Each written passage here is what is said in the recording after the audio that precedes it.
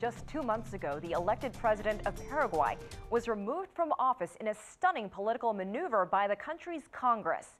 Fernando Lugo, a former Catholic bishop, was charged with mishandling the investigation into a massacre a few days earlier and was replaced by his vice president, Federico Franco. Those behind the move call their handling of the situation fully constitutional. Lugo supporters call it a coup. Daniel Schweimler went to Paraguay to assess the situation for Americas Now, and he files this report from the nation's capital.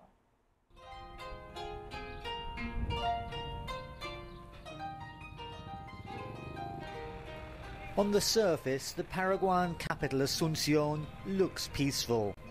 There are no obvious signs of the political turmoil that rocked the country just a few weeks ago and sent repercussions reverberating throughout the region.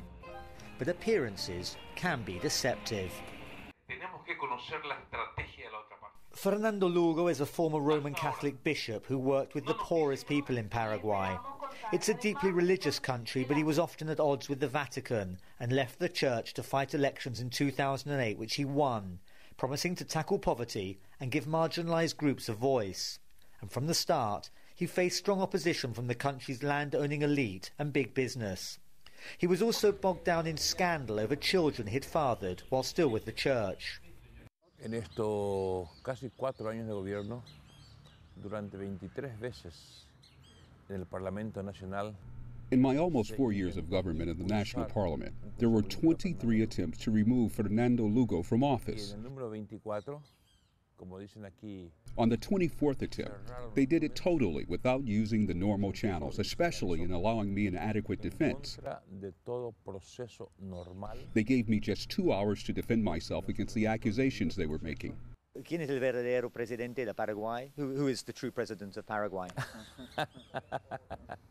Yo creo que esta situación del golpe de Estado parlamentario. I believe that this situation with the parliamentary coup has created this confusion. A lot of people, the citizens, the people on the street still say to me, "You are still our president." La ciudadanía me dicen, "Tú sigues siendo nuestro presidente." Mr. Lugo was removed from office following a massacre of peasant farmers and policemen during a land dispute in a remote region of Paraguay. The details are still unclear, and the police inquiry into the incident has stalled. There is speculation that it was stage-managed as a pretext to get rid of Mr. Lugo.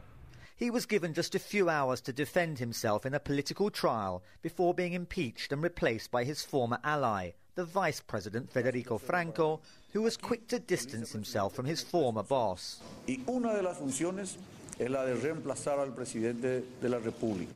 If what happened here in June was indeed a coup, it wasn't a coup in the traditional sense, with tanks on the streets and wholesale arrests.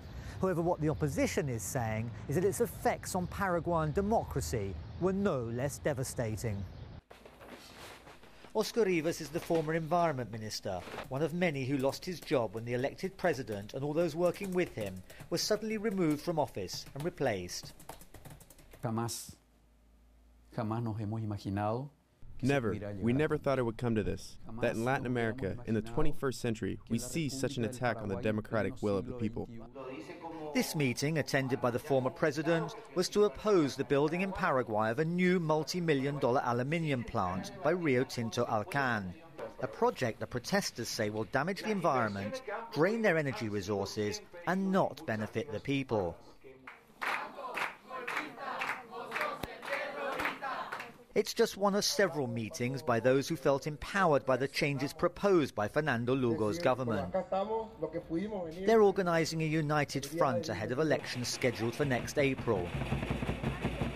One of the most vocal is environmentalist Elias Díaz Peña. This process has been growing, developing in a positive way towards building a true democracy in this country, was suddenly interrupted and sent us back a long way. This is the feeling of the vast majority of the population, with the exception of those sectors of society with the most wealth, who are now much better off than they were before.